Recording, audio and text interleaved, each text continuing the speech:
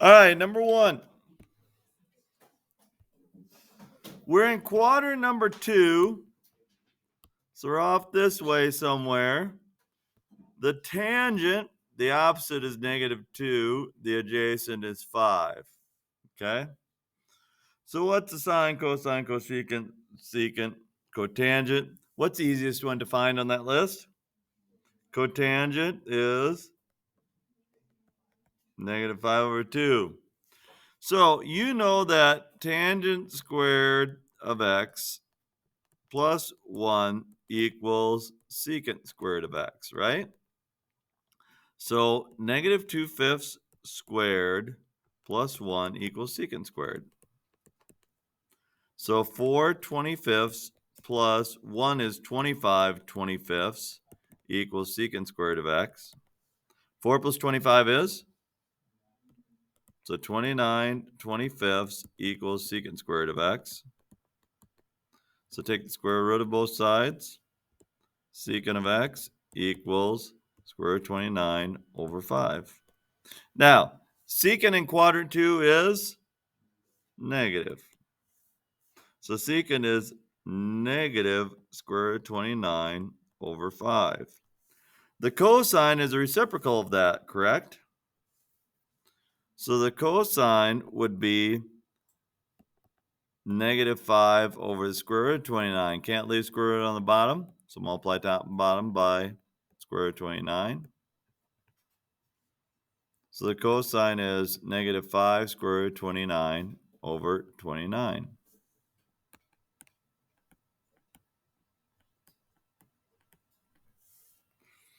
Okay. Cosecant and cotangent. Cotangent square root of x plus 1 equals cosecant square root of x. So you do it the same way as we did tangent. -5/2 squared plus 1 equals cosecant squared. So 25/4 plus 4/4 equals cosecant squared. So 29/4 equals cosecant squared. Take a square root. So you get the square root of 29/2.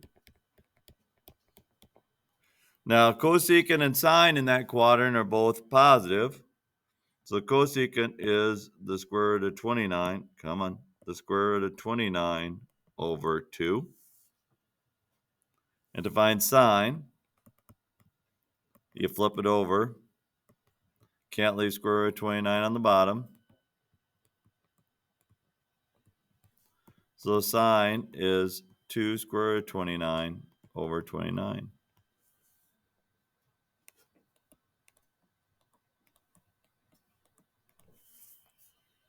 Okay? So that's a process to do those. Now to something just a little bit easier. Cosine of x is the cosine of x. Cosine of -x is what from your note card? Cosine of x. What's cosine of x? Cosine of x? 0. What's the sine of -x? Negative sine of x. Cosine of -x. Cosine of x. Cosecant of -x. Negative cosecant of x. A negative times a negative is a positive. So you have sine of x, cosine of x, and then 1 over the sine of x, because cosecant is 1 over sine. The two sines cancel. You're left with cosine of x.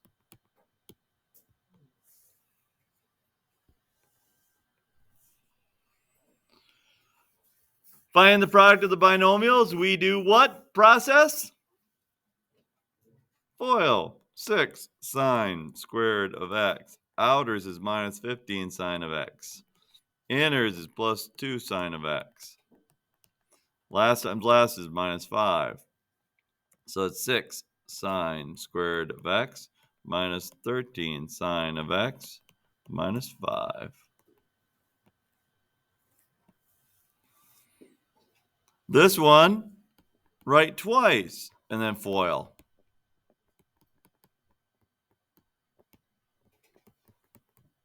So if we FOIL this one, it's 4 cosine squared of x. Outers and inners are both minus 14 cosine of x. Last times last is plus 49. So it's 4 cosine squared of x minus 28 cosine of x plus 49.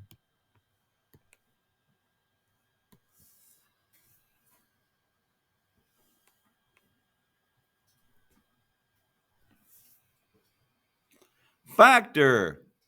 On 6, what's the first step of factoring that?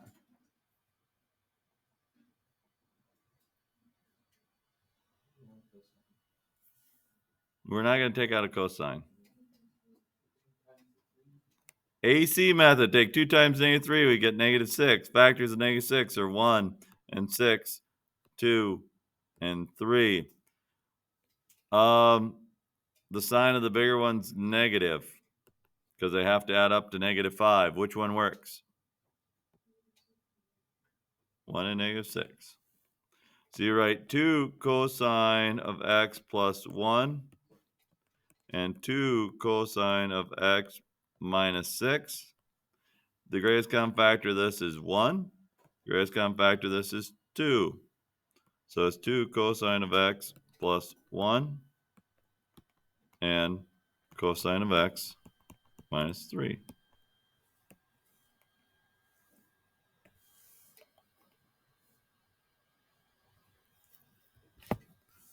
What's a process that we should use for 7?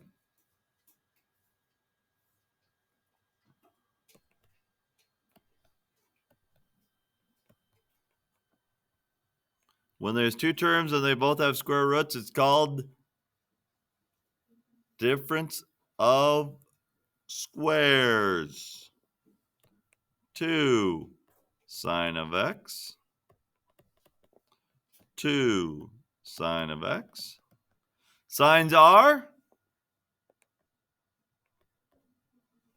opposite, a positive and a negative. Square root of 9 is 3. That's cosine of x. 3 cosine of x.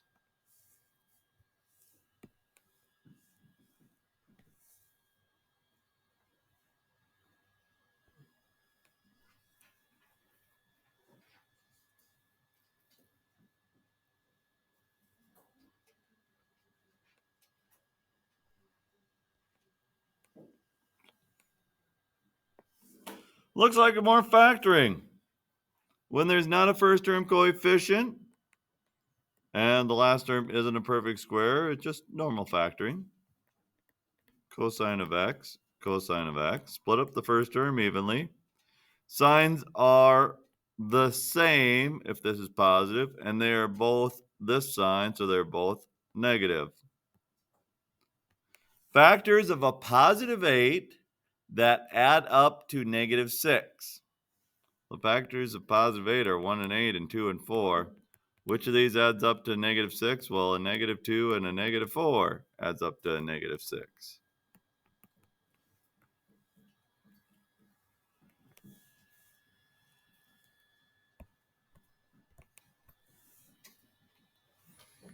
Now, if the first term and last term are a perfect square, then it's a perfect square trinomial. What's the square root of 9? 3. So it's 3 cosine of x. Sine of the middle term is minus. Square root of the last term, square root of 4 is 2. And there you are.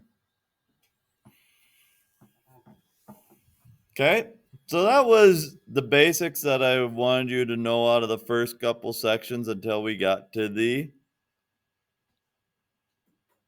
identities. And now we're to the identities. Okay.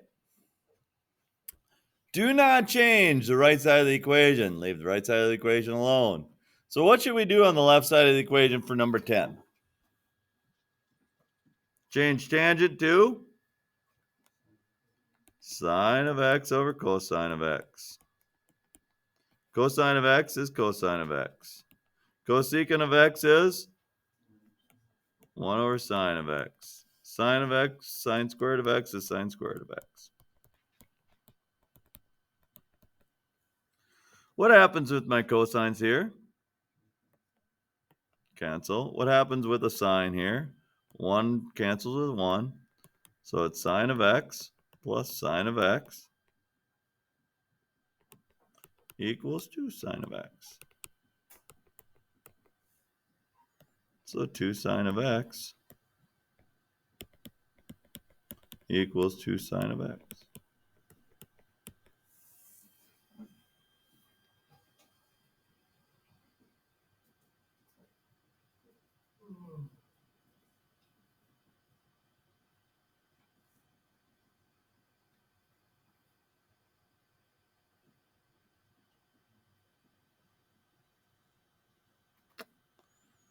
Okay. The sign at the bottom is the same as the sign at the bottom. The sign at the top is the same as the sign at the top. So you don't have to reinvent the wheel here. It is not that hard. We're not going to multiply by conjugates here because the signs match on the top and bottom. So I'm going to rewrite cosecant as 1 over sine of x plus 1 equals over 1 over sine of x minus 1.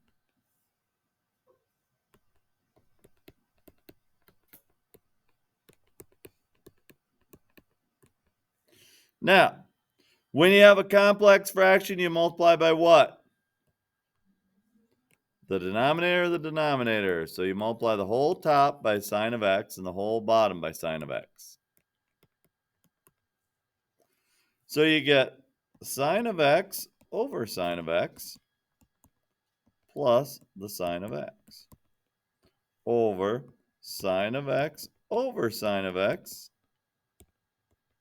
minus sine of x.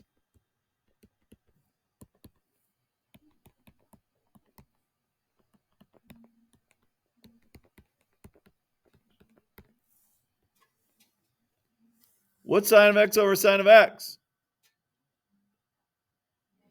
1.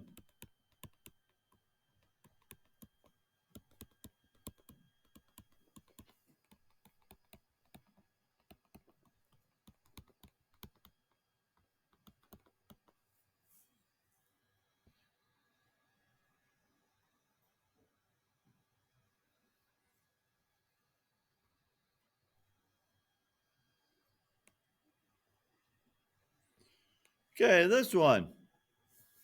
If you don't know what to do right at the start, just change your cosecants into 1 over sine.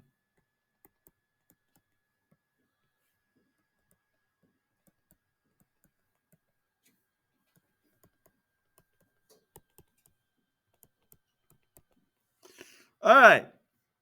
So when you have a complex fraction, what should you do? Multiply by the denominator. So in the numerator, I get sine of x over sine of x. In the denominator, I get sine of x over sine of x minus sine squared of x.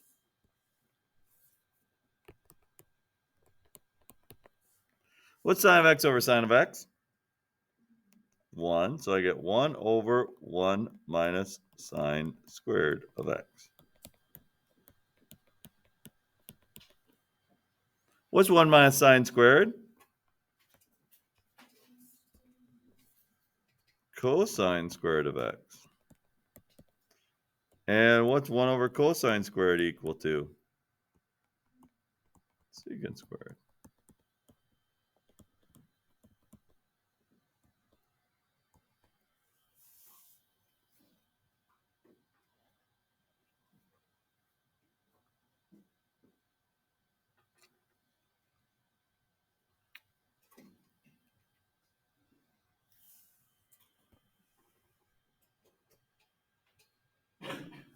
Last one. Notice how I have a minus sign down here, subtraction sign down here, and up here I have an addition sign. So when you see that, that's when you got to think conjugate. Um, but before I do that, maybe I want to get rid of the tangents and secants and get them into sines and cosines. Maybe we'll see. We'll see how this works out. This one might be a long one. All right, tangent is what over what? Sine of x over cosine of x. Secant is 1 over cosine of x.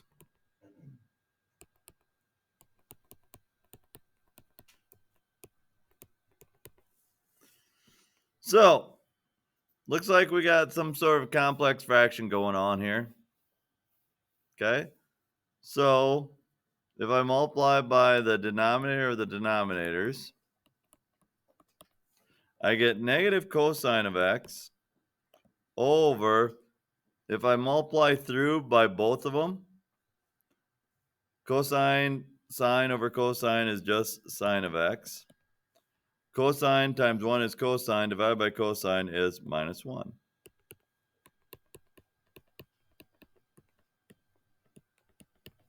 Now I got rid of my complex fractions. Now, that's not the only way you can do this problem, but it's probably the quickest. Now, what did I say in the first step? We have to multiply both the numerator and denominator by the conjugate of the denominator. What's conjugate of the denominator? Sine of x plus 1.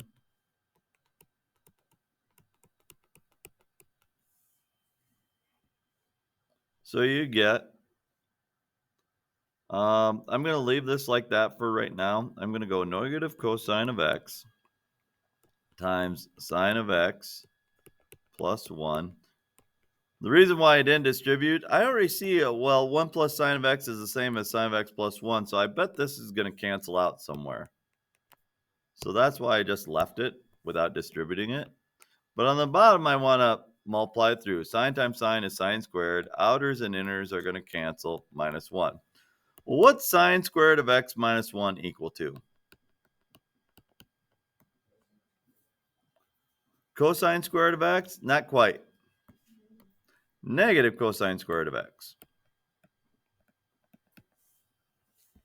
So I get negative cosine of x over sine of x plus 1 over negative cosine squared of x.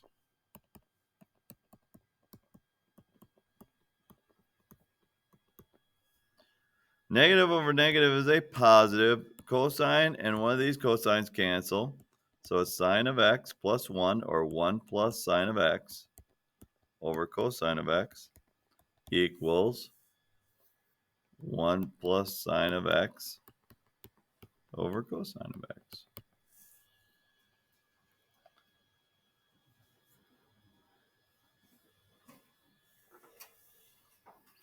And that is your quiz.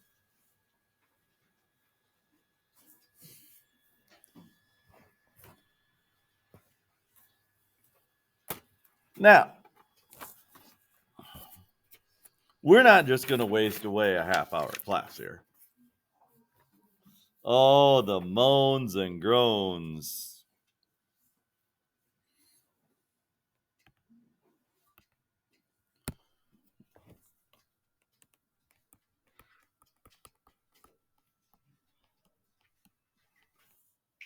Section 3.3.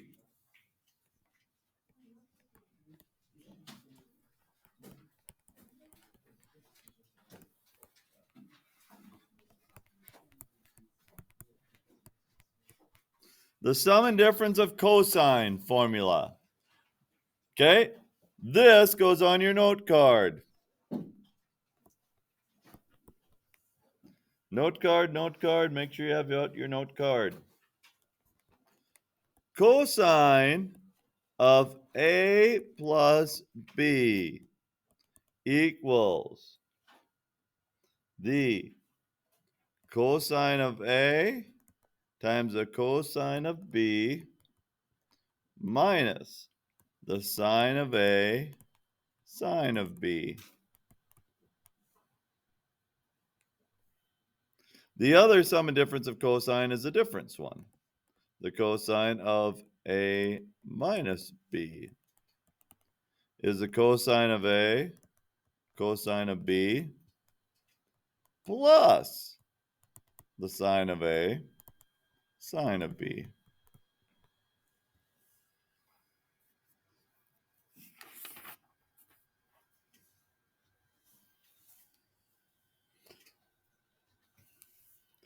That's what goes on your note card. None of the rest of this stuff can go on your note card, but that goes on your note card.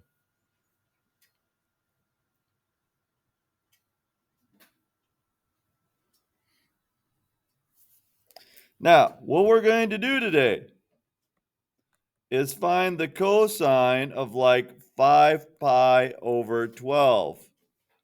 If you look on your note card or your unit circle, which you should get out your unit circle now.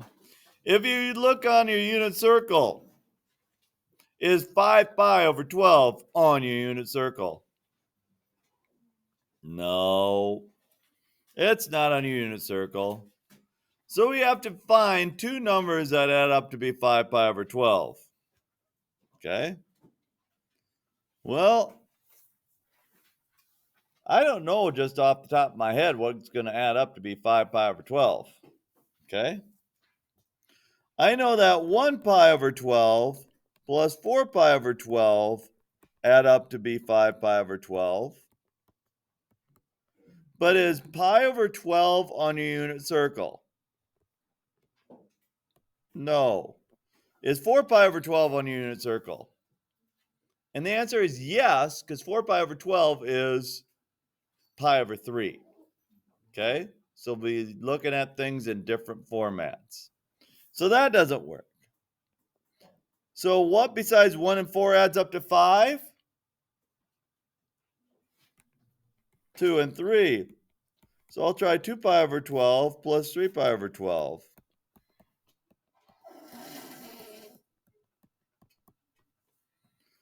What's 2 pi over 12 the same as? Pi over 6. Pi over 6. What's 3 pi over 12 the same as? Pi over 4. Those two add up to 5 pi over 12, don't they? Okay?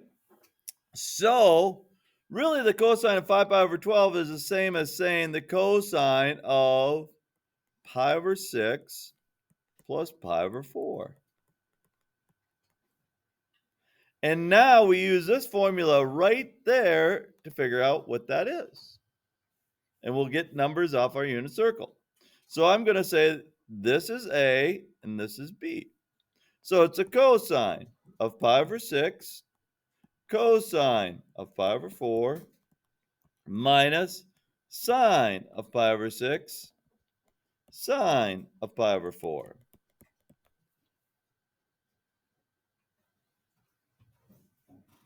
So, what's the cosine of pi over 6 equal to on your unit circle?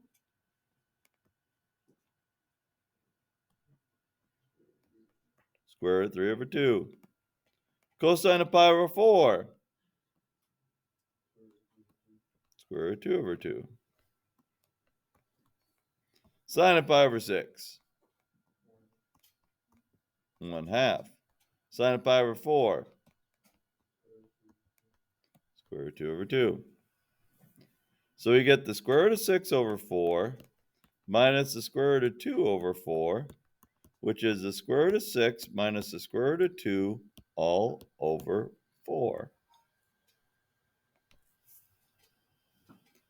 And that's what we'll be doing as the end product today. Now, to understand this part, which is the toughest part of today, we're going to do some practice adding and subtracting unlike denominator radiant numbers, such as what's pi over 3 plus pi over 6? Well, pi over 3 plus pi over 6, what's the common denominator? 2 pi over 6, right? 6 is the common denominator, so we get 2 pi over 6 plus 1 pi over 6, which is 3 pi over 6, which is Whoa, Mr. Bierschbach. 3 pi over 6, which is pi over 2. Okay?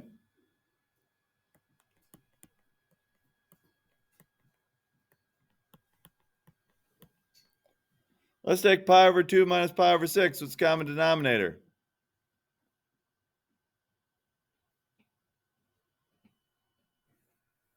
What's the common denominator between 2 and 6?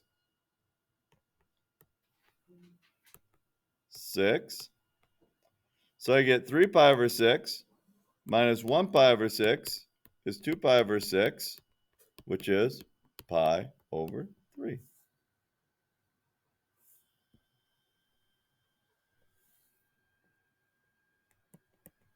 Do one more.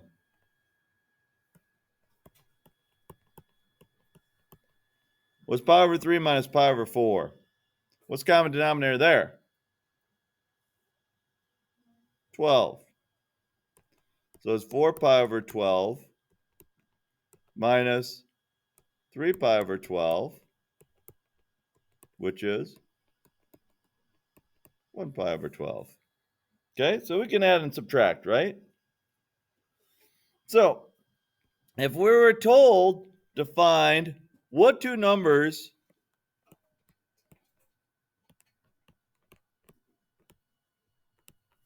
add to be 7 pi over 12. Okay? What two numbers add to be 7 pi over 12 that are both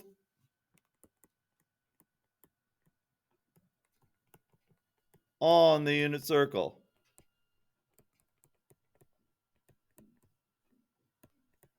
That are both on the unit circle.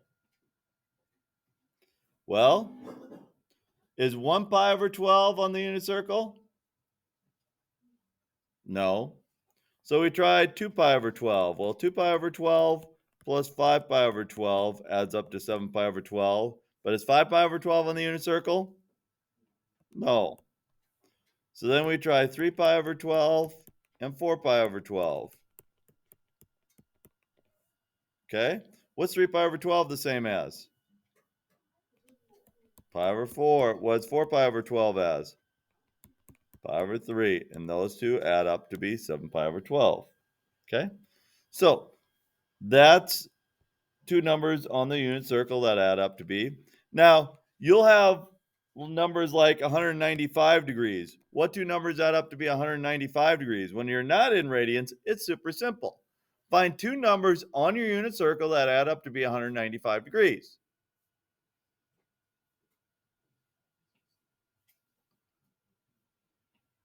$45 and what?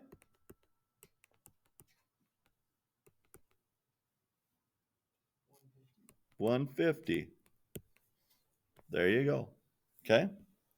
So if you were told to find the cosine of 195 degrees, okay, it would simply be the cosine of 45 plus the cosine of 1. Whoa, come on, Mr. Bierschbach. Do it right.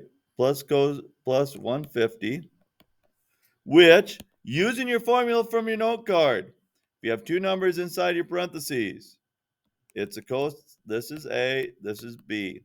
It's a cosine of 45, cosine of 150, minus sine of 45, sine of 150. Cosine of 45 is square root 2 over 2. What's the cosine of 150?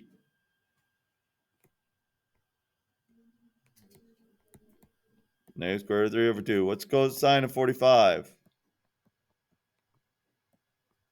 Square root 2 over 2. Sine of 150? 1/2. So it's negative square root of 6 over 4 minus square root of 2 over 4, which is negative square root of 6 minus the square root of 2 all over 4. All your answers on the last part of today will look just like that, with 6's and 2's all over 4. 6's and 2's will be under square roots. Okay, I'll do one more problem, and then we'll get on with life. Find the cosine of negative pi over 12. Ooh, we got to go negative pi over 12. So then this must be a subtraction problem.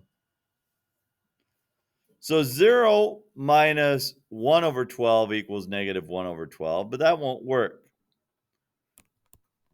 So what about 2 pi over 12 minus what is negative pi over 12?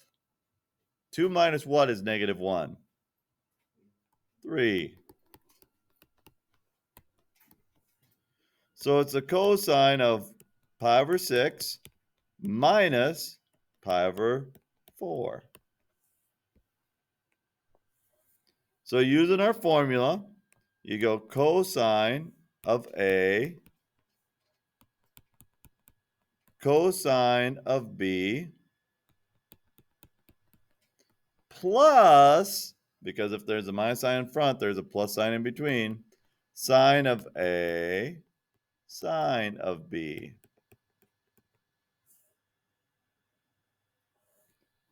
Cosine of pi over 6 is square root of 3 over 2. Cosine of pi over 4 is square root of 2 over 2. Sine of pi over 6 is 1/2. Sine of pi over 4 is square root of 2 over 2.